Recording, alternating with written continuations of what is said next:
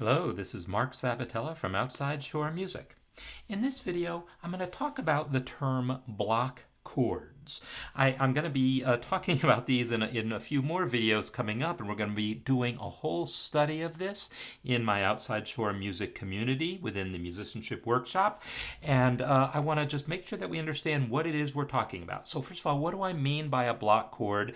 I mean any chord like the one we have at the beginning of this Chopin prelude, in which all the notes are played at the same time. That's the short definition of a block chord. It means all the notes are played at the same time, right? So here's an E minor chord, all three notes together.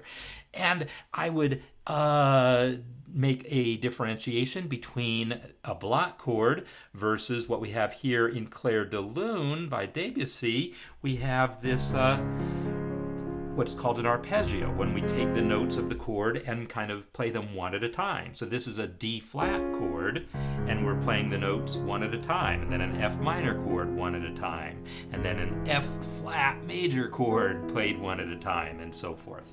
So a block chord is anytime you play all the notes together as opposed to arpeggiated. So why is this a thing? Well, neither of these are examples of what we're really going to talk about when we talk about a block chord as an arranging technique or a playing technique or composing technique.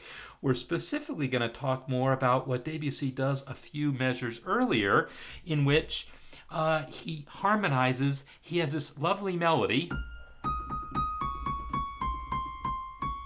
simple little melody, a nice little scalar melody, but he harmonizes each note of that melody with a full chord.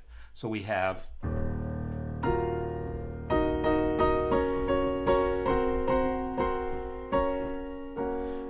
each note of the melody harmonized with a chord.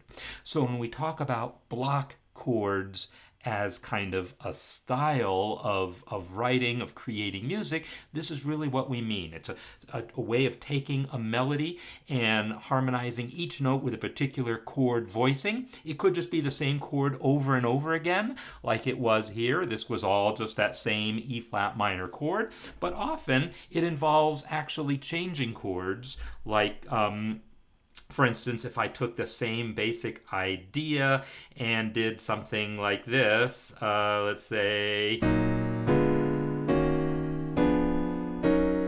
okay, where I'm intermixing each chord with a diminished chord here, and so forth. That is a block chord technique.